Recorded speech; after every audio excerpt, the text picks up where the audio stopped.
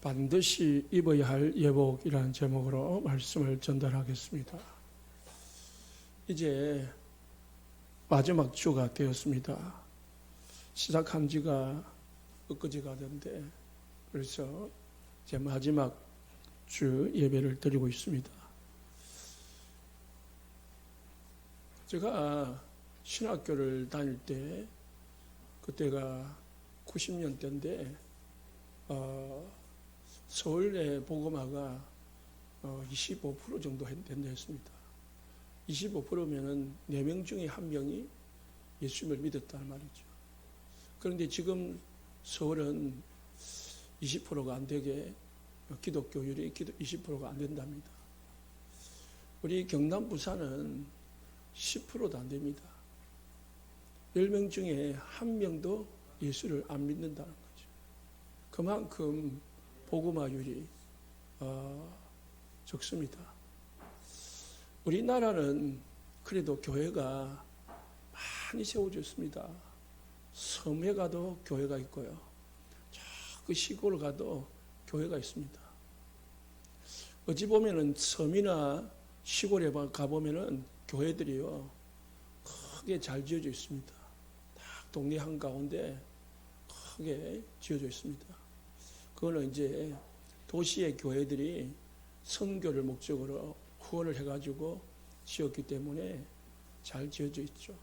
그러나 교회는 지어져 있는데 목회자도 없고 성도도 없는 교회가 많습니다.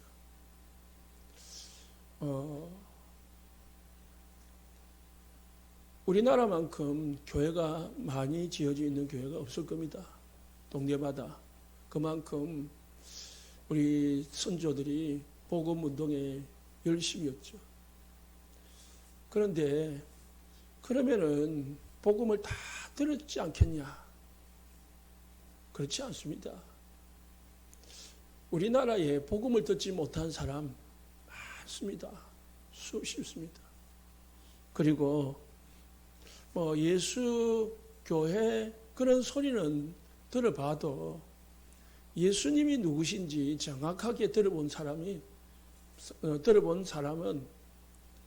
사실상 이 국민의 50%도 안 될 겁니다. 그만큼 이 복음을 듣는다는 것은 쉽지가 않습니다. 오늘 하나님이 혼인잔치를 벌여놓고 초대를 했습니다. 결론은 뭐냐? 14절에 청함을 받은 자는 많되 택함을 입은 자는 적으니라. 이게 결론입니다. 반대로 생각하면 저와 여러분이 청함을 받고 택함을 받고 여기 앉아서 예배를 드린다는 것은요 엄청난 축복이고 감사할 제목입니다. 한 해를 돌아보면서 여러분이 응답이 없다, 내가 받은 축복이 없다 할 수도 있는데 여러분이 구원받고 이 시간에 예배드리고 있다는 것 자체가 축복인 줄 믿으시기 바랍니다. 감사할 제목이라니까. 나는 감사할 제목이 없다. 아니 여러분이 예수 믿고 하나님의 자녀된 자체가 감사한 거예요. 더 이상 뭘 줘야 됩니까? 오늘 본문에 임금이 아들의 혼인잔치를 준비해 놓고 손님을 초대를 했는데 3절에 초대를 하니까 오기를 싫어했다. 뿐만 아니라 4절에서는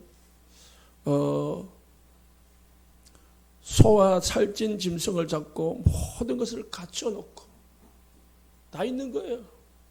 모자람이 없도록 다 해놨는데 5절에 그들은 돌아보지도 않았다. 그러면서 한 사람은 밭으로, 한 사람은 자기 사업하러 갔고 또 어떤 사람은 오히려 거절 정도가 아니라 오히려 잡아서 종들을 모욕하고 죽였다. 그렇게 말씀합니다. 누가복음 14장에는 더 자세하게 나와 있습니다. 잔치를 벌여놓고 손님들을 초대해 놓으니까 어떤 사람은 밭을 사서 밭에 가서 시험을 해봐야겠다 해서 꼭 못 오겠다 하고, 어떤 사람은 소를 10마리 샀는데 소를 시험해봐야 돼서 바빠서 못 오겠다 하고, 어떤 사람은 장가를 가서 부인 때문에 못 오겠다 그렇게 거절을 했습니다. 무슨 말입니까? 관심도 없고 관심 없을 뿐만 아니고 바빠서 못 오겠다는 거예요. 이게 이제 오늘의 우리 현실과 똑같아요. 현장에서 복음을 전해보면요, 그렇습니다. 먹고 살기가 바빠서 교회에 앉아서 예배 드릴 시간, 여유가 없다는 거예요. 교회 가서 예배 드리고 앉아 있는 것은 시간 많은 할 일 없는 사람들이 앉아 있는 거지,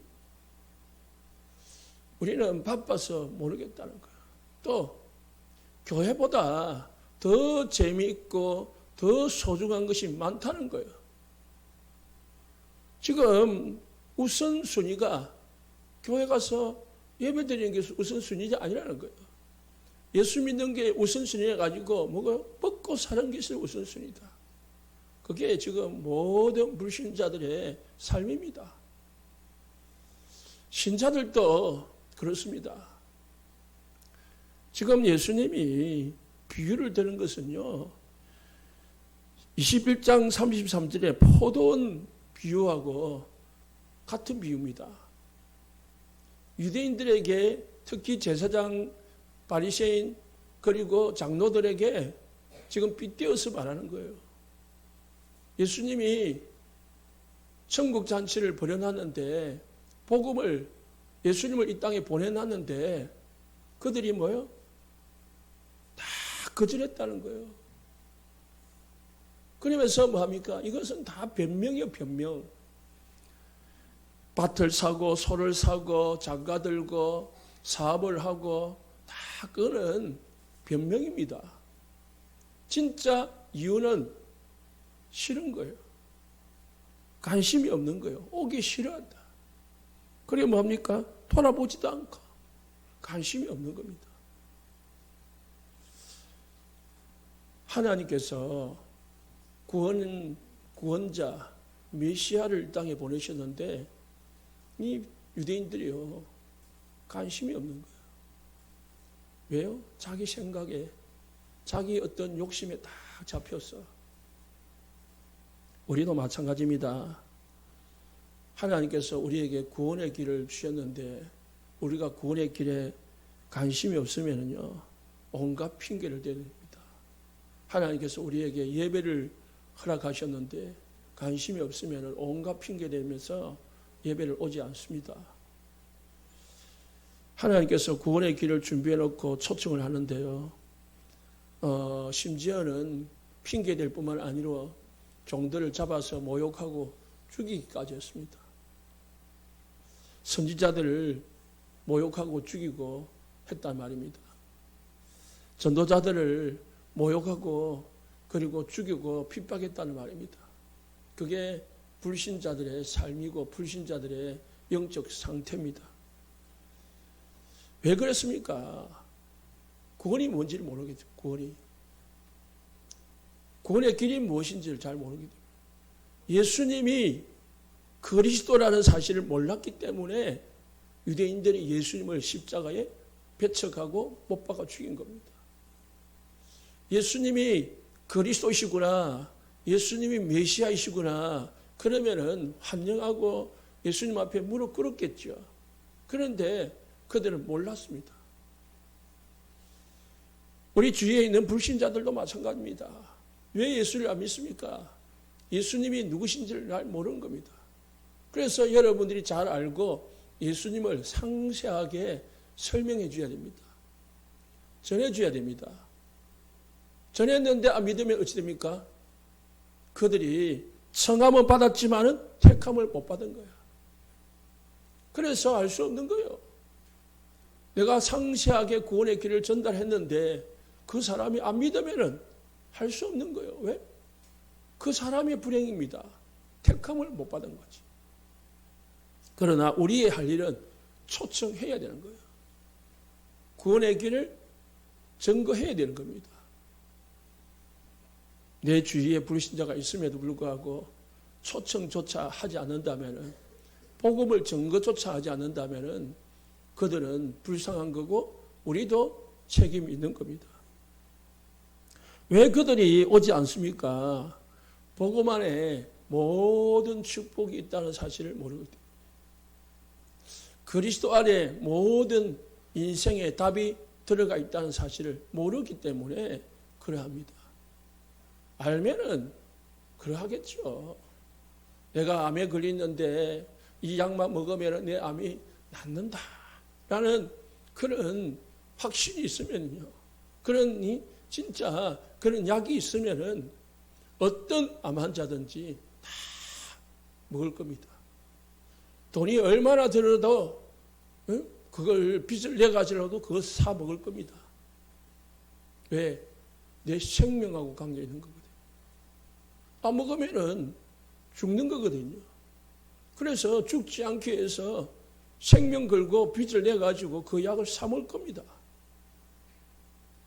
예수를 믿지 않고 내가 살아간다. 그러면은 내가 절대로 해결할 수 없는 운명에서 빠져나올 수 없다는 사실을 안다면은, 그리고 반대로 내가 예수만 믿으면은 내 힘으로 절대 해결할 수 없는 운명에서 빠져나온다는 사실을 믿는다면은 그 사람은 다 제쳐놓고, 열리를 제쳐놓고 예수를 믿겠죠. 그렇기 때문에 여러분들이 먼저 축복받으시기 바랍니다. 아, 그리스도 안에 모든 것 다 있구나. 먼저 발견되시기 바랍니다. 아, 그런가? 목사님 말씀 무슨 말인가? 그래, 아리송하면은 곤란합니다. 정말 예수님이 예수님을 믿으면 모든 것 다 끝나는구나. 그게 진짜 발견되고, 그게 안 되면은요, 다른 거 기도할 필요 없습니다. 내 안에 하나님의 나라 임하도록, 정말 그리스도 때문에 내가 행복하고, 그리스도 때문에 내 염려가 사라지고, 그리스도 때문에 예수님을 믿었더니 내가 내 마음과 내 생각의 모든 염려가 내려놔지고 그래지는 증거가 있다면요, 복음을 전하게 되어 있습니다. 골로새서 2장 2절에 3절에 그 안에는 지혜와 지식의 모든 보화가 감춰져 있다.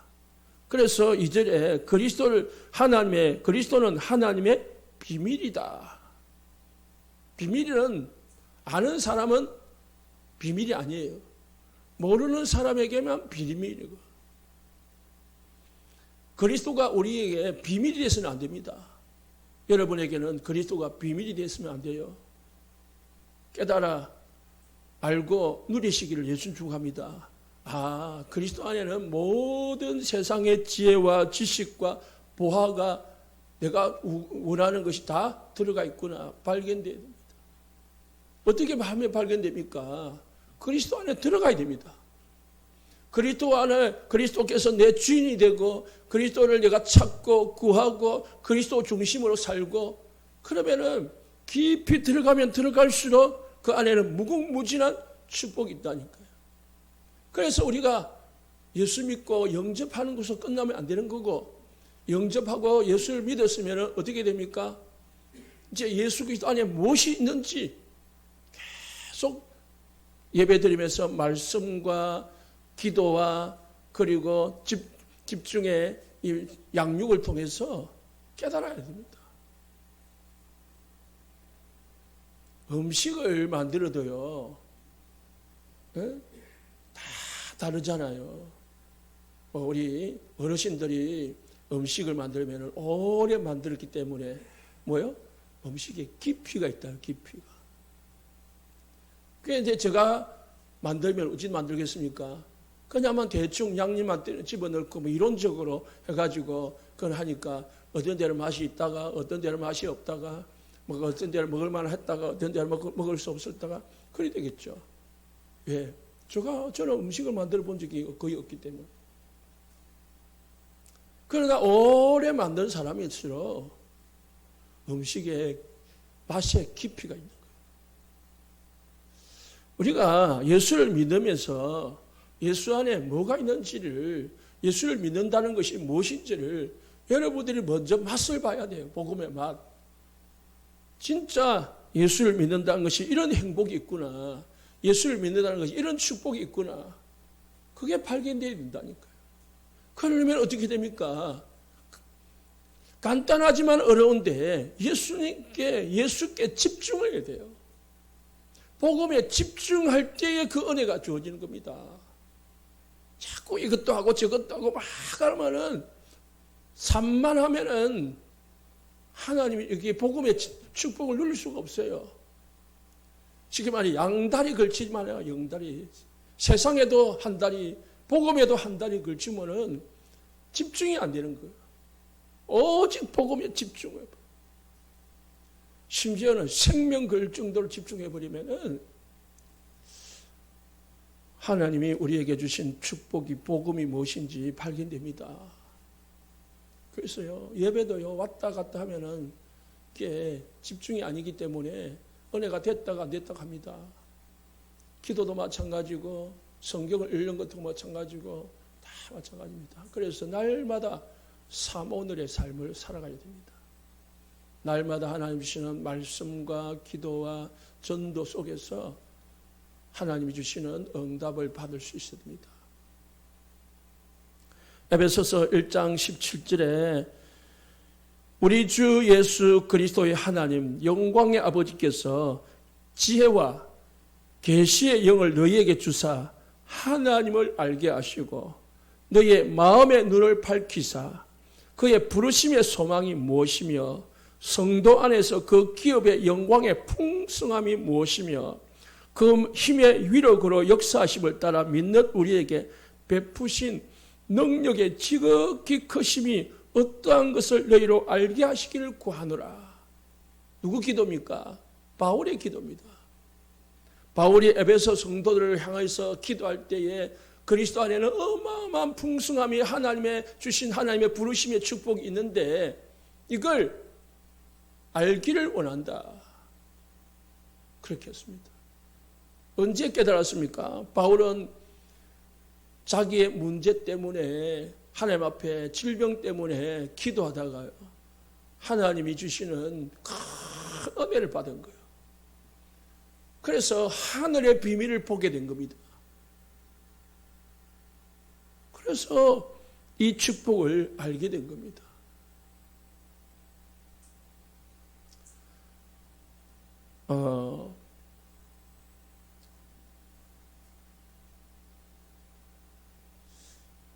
우리가 그리스도를 모르면요, 신앙생활을 그냥 하는데 껍데기로 합니다. 껍데기. 성경은 그리스도 복음을 말하는 거거든요. 다른 거 말하는 게 아닙니다. 우리가 늘 같은 말 듣는 것 같이 보이지만은 왜 같은 말을 들어야 되느냐? 이게 모든 것이니까. 이걸 안 놓치고 다른 어떤 여러분이 교양 있는 말씀을 들어도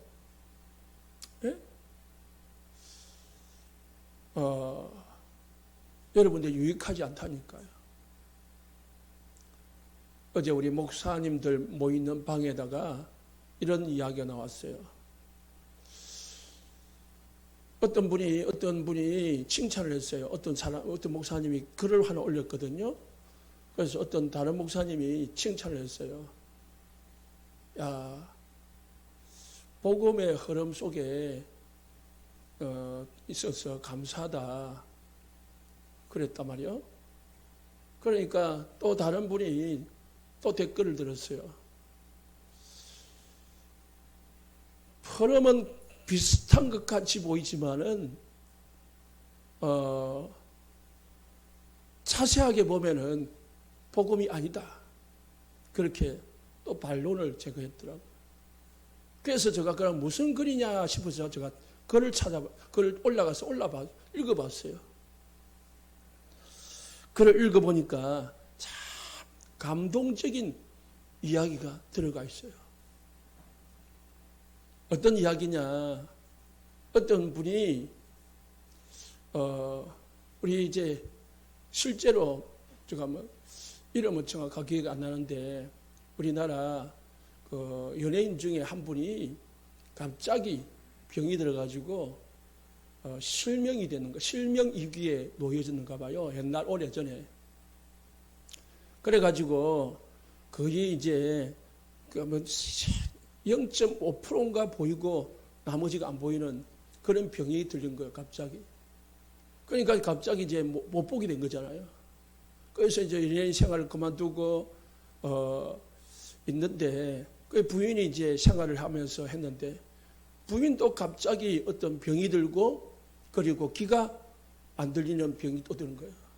그래서 이제 낙심이 돼가지고 힘들게 살아가고 있는데 이제 그럼에도 불구하고 이분이 사연을 어디 그 SNS에 올리는가 봐요. 글을 올렸는데 전국에서 그걸 글을 보고 저기 대전에서 어떤 분이 내 눈을 내 각막을 기증하겠다라고 한 거예요. 그래서 너무 고맙고 감사하고 좋아가지고 단번에 대전으로 내려갔다는 거예요. 내려가서 보니까 그 사람을 만나보니까 만났는데 기증을 받지 않고 다시 올라온 거예요. 그거 왜 올랐냐? 사연을 보니까 그 기증을 한다는 사람은 모든 사지가 마비가 되어 있는 거예요. 사지 마비. 움직일 수도 없고. 그래서 자기가 성한 곳이라고는 눈 하나밖에 없는 거예요. 눈 하나. 그래서 이 하나 있는 것을 이 사람한테 주고자 한 거예요. 그러니까 이 사람은 거기서 깨달은 거예요. 나는 다 있는데 눈 하나 없어가지고 불안한데 이 사람은 다 없는데 눈 하나 있다고 그것까지 나한테 준다는 거예요. 그거 내가 어떻게 받겠냐 하면서 다시 왔다는 거예요. 그런 이야기더라고요. 감동적이잖아요. 감동적인 맞죠? 그런데 감동적인데 그게 복음은 아니다. 이해됩니까? 세상에는요, 이런 감동적인 이야기 많다니까요. 감동적이라고 해서 그게 복음이냐? 복음은 아니다요.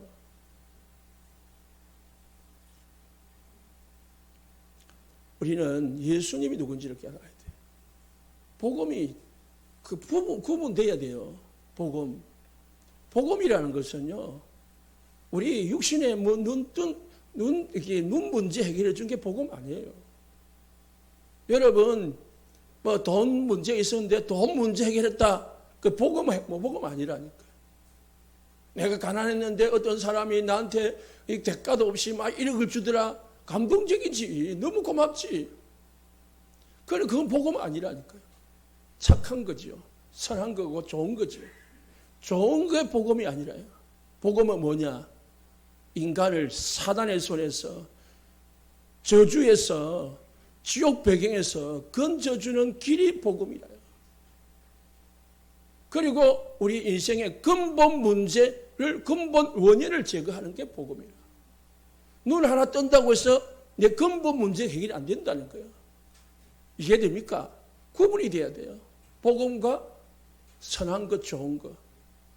그런데 많은 교회들은, 목사님들은 이런 이야기 합니다. 설교를 합니다. 그럼 감동받죠. 그런데 이런 감동적인 이야기는요, 여러분 유튜브 한번 들어보면요, 감동 유튜브 틀면은 감동적인 건 뭐예요? 여러분 하루 종일 들어도 들을 수 있는 감동적인 유튜브가 나온다니까요. 네? 유튜브 하나 봐도. 그러면 그게 다 복음입니까? 세 번째로 왜 초대했는데 안 왔냐? 그들에는 하나님보다 더 귀중한 게 있기 때문에 그걸 우상이라고 합니다. 우상이라고 표현을 하지만은 모든 인간에게는 하나님보다 더 귀중한 것, 하나님보다 더 우선적인 게 있다니까요. 복음보다 더 우선적인 게 있다. 그게 뭐죠? 방금 말한 눈 뜨는 거. 안전뱅이에는 일어서는 거, 거지한테 오늘 밥 먹는 게 우선일 수도 있죠. 그래서 우리나라는 밥 퍼주는 교회도 있고요, 밥 퍼주는 목사도 있고 있습니다. 왜? 닭이 먼저냐 계란이 먼저냐 그런 논리가 있듯이 배부터 채워주고 복음 전해야 되느냐, 복음 전하고 배를 채워줘야 되느냐, 그런 논리가 있습니다. 여러분들은 뭐가 먼저라고 생각합니까? 배가 고파 죽겠는데 복음이 뭐 필요하냐, 그게입니까? 배도 고프지만은 복음부터 먼저 받아야 된다, 그게 먼저입니까? 두 개가 동시에 되면 좋겠죠. 그러나 진짜 따져보면 뭐가 우선입니까?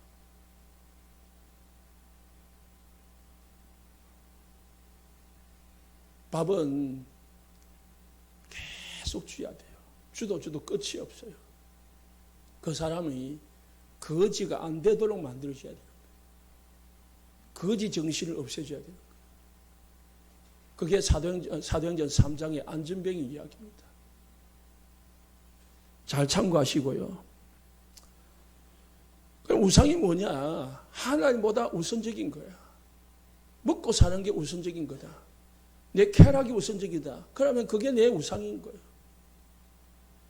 출애굽기 20장 3절 5절에 우상은 하나님이 미워하는 것이고 우상은 하나님이 질투하는 것이라 했습니다.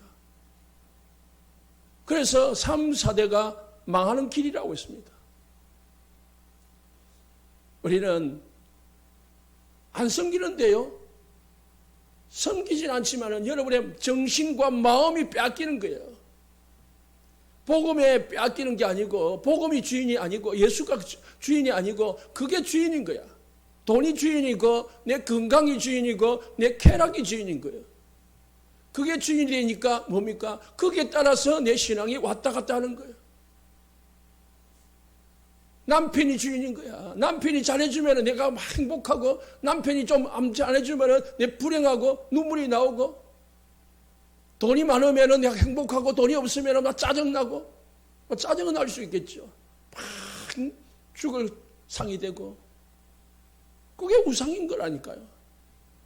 나는 우상 없는데 있다니까요. 하나님보다 우선적인 거. 지금 초대를 했는데 뭐가요? 밥 가는 게 우선이라. 소 시험하는 게 우선이라. 예? 장가들을 쓰니까 부인 비위 마찰하는 게 우선이라요. 부인을 어떻게 혼자 놔두고 가시냐. 그 말이죠. 사단은 교묘하게 우리를 속입니다. 사단은 특히 존재 자체를 부정하게 만듭니다. 존재 자체를. 도둑이 여기에 들어와 있으면은 자기가 도둑이라는 것을 알면 안 되잖아요. 내가 도둑이라는 것을 발견되면은, 들춰지면은 도둑질을 할 수 없잖아요. 도망가야 되잖아요.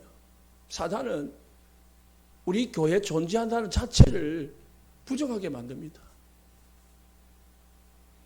여러분은 반드시 내 삶에 사단의 존재가 역사하고 있다는 사실을 믿으시기 바랍니다. 사단이 곧 우상이고, 우상이 곧 사단의 통로입니다.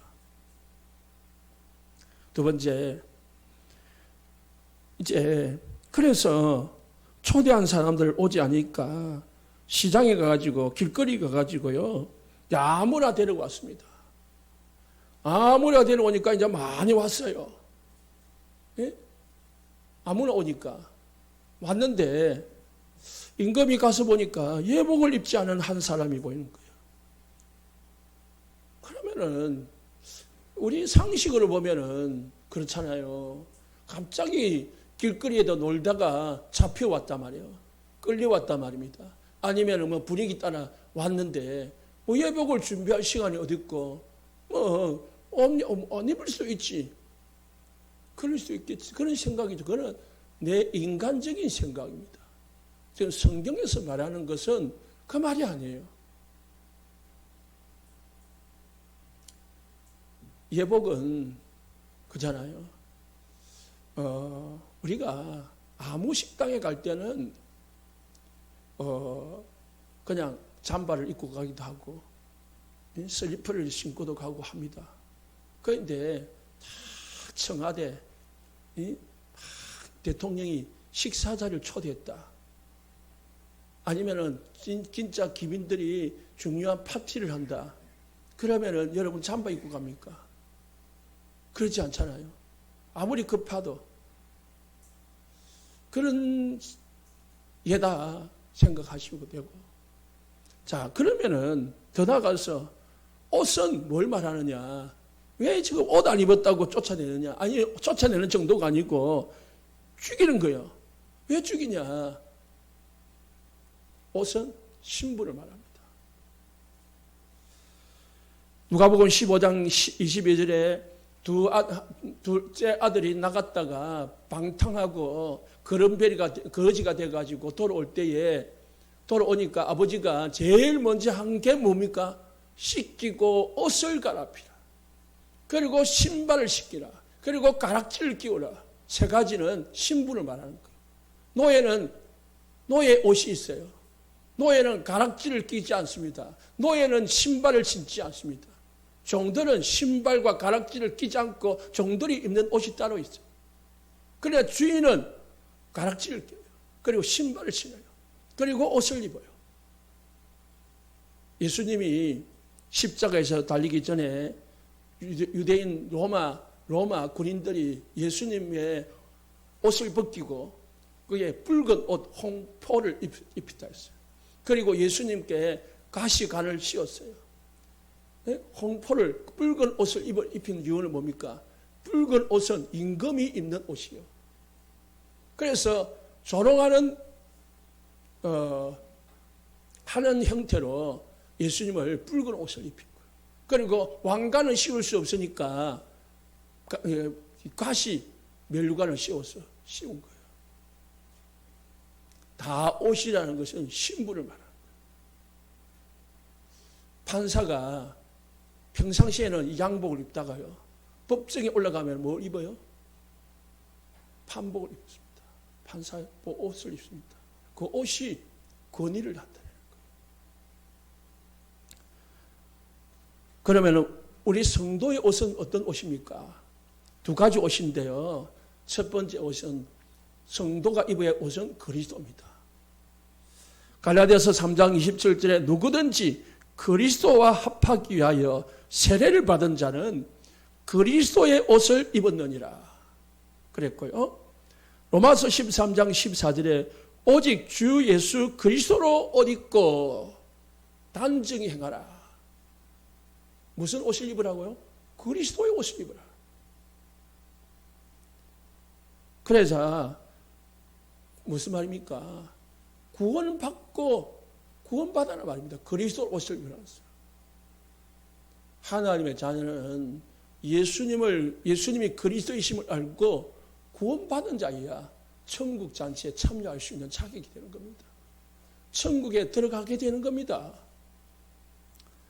여러분, 나는 그리스도로 옷 입고 있느니까 점검하시기 바랍니다. 나는 그리스도로 말미암아 구원받은 자인가? 나는 그리스도로 말미암아 하나님의 자녀가 된 자인가? 그러면 여러분들은 천국에 들어갈 수 있는 자격을 갖춘 겁니다. 그런데 겉은 멀쩡해도 내 안에 내 영혼 속에 그리스도가 들어가 있지 않다면 여러분은 쫓겨나야 돼요. 예배 드릴 수 있는 자격이 안 되는 거예요. 중요한 겁니다. 교회 안에 그리스도로 옷 입지 않은 교인들이 얼마나 많다고요. 우리 교회는 아니지만 저 큰 교회들 보면요, 그리스도로 옷 입지 않고 지금 천국 잔치에 교회당에 앉아서 예배를 드리고 있다 말이에요. 그런 사람이 많다는 거예요. 그러면 그런 사람들은 어찌 교회는 들어갈 수 있을 모르지만 천국 잔치에는 들어갈 수가 없어요. 얼마나 안타깝습니까? 나는 교회를 다녔기 때문에 천국 잔치에 나중에 갈 수 있다고 생각했는데 내가 못 들어간다. 얼마나 불행한 겁니까? 그래서 우리 교회는 한 사람도 그리스도로 옷 입지 않은 성도가 없도록, 사람이 없도록 도와야 됩니다. 무슨 말인지 압니까? 새신자가 오면은요, 반드시 그리스도 옷 입었는지 그리스도로 구원받았는지 안 받았는지 확인하고 그리고 도와주고 해야 됩니다. 그냥 앉아있다고 구원받은 게 아니라니까요.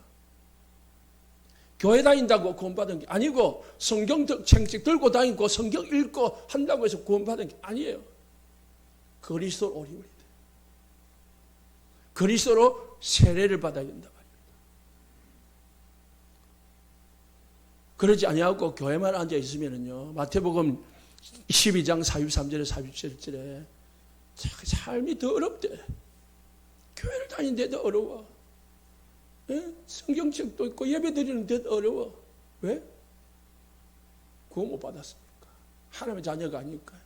두 번째 옷은 에베소서 6장 10절에 20절에 전신갑주를 입어야 돼. 모든 성도들은 전신갑주, 사단과 싸울 수 있는 옷을 입어야 됩니다. 그래야 사단의 공격을 이길 수 있고 사단에게 당하지 않게 되어 있습니다. 이 세상 사는 동안에는 우리는 영적 싸움을 하는 군사들이기 때문에요. 군사로서 영적인 군사의 옷을 입고 살아야 됩니다. 그래서 에베소서 6장 11절에 마귀의 관계를 능히 대적하기 위하여 하나님의 전신갑주를 입어라 했어요. 여러분, 머리부터 발끝까지 사단을 이길 수 있는, 사단의 공격을 막을 수 있는 전신갑주를 딱 무장해야 됩니다. 그래야 우리가 신앙생활 구원을 받았지만은 받고 신앙생활 하는 동안에 사단에게 쏟지 않고 싸워서 이기게 되는 것입니다. 나는 전신갑주를 입고 있는가? 머리에는 구원의 확신, 가슴에는 구원의 감격, 감사, 기쁨, 그리고 한 손에는 말씀의 검, 한 손에는 믿음의 방패, 허리에는 진리의 그리스도의 복음, 진리의 허리띠, 그리고 두 발에는 평안의 복음의 신발 가지고 있는가? 그리고 항상 무시로 24 깨어서 기도하고 있는가? 그게 무장의 무장. 그러면은 이 두 가지를 하지 않는 사람은 어찌 됩니까? 결과는 13절입니다. 손발을 묶어 바깥 어두운 데 내던지라. 거기서 슬피 울며 이를 갈기라. 지옥에 빠뜨려주세요. 이를 갈기에 슬피 울며 이를 갈며 익숙이라 했습니다. 구원받은 줄 알았는데 지옥에 떨어졌어요. 그렇게 되지 않기를 우리는 모든 사람들을 도와야 됩니다. 그러면 우리는 그리스도를 입은 사람들은 그리스도 옷 입은 사람답게 이제 살아야 됩니다. 하나님의 자녀들은 하나님의 자녀답게 축복을 누리고 살아가시기를 예수 축복합니다. 하나님의 자녀는 복의 근원입니다. 이제 우리가 복음을 갖고 복음의 그리스도 옷을 입고 또 성신갑주를 입었으면은 그 옷 입은 사람은 그 옷에 맞는 축복을 삶을 살아야 됩니다. 그리스도 옷 입었기 때문에 그리스도 옷 입은 사람답게 전신갑주를 입었으면 전신갑주를 입은 사람답게 우리는 살아야 이제 그것이 내게 되는 거예요. 옷을 입었는데 뭔가 내 옷이 내하고는 안 맞다. 그럼 좀 이게 불편하잖아요. 여러분이 입은 옷이 그리스도의 옷이 다 여러분하고 맞길 바랍니다. 그럼 어떻게 됩니까? 창세기 12장 1절에 3절에 하나님은 아브라함을 복의 근원으로 만들었습니다. 하나님 여러분을 복의 근원으로 부르셨다는 사실을 믿으시기 바랍니다. 근원이 뭡니까? 나 때문에 모든 사람이 살아난다. 여러분 때문에 가정이 복을 받고, 여러분 때문에 직장을 받고, 복을 받고, 여러분 때문에, 우리 교회 때문에 이 지역이 복을 받는 응답이 있어야 됩니다. 이걸 두고 우리가 기도하셔야 됩니다. 창세기 39장 5절에 요셉을 위하여 하나님이 애굽 사람의 집에 복을 내리심으로 여호와의 복이 그 집과 밭에 있는 모든 소유에 미친지라. 요셉 때문에 누가 복을 받았어요? 보디발 장군의 집이 복을 받았어요. 그의 모든 밭과 소유가 복을 받았습니다. 요셉 때문에, 아브라함 때문에, 여러분 때문에, 여러분 주위에 있는 모든 불신자들이 복을 받을 길을 예수님 축복합니다. 그래서 우리가 불신자들이 복을 받을 만큼 여러분이 복으로, 하나님이 주신 복으로 충만해지길 바랍니다.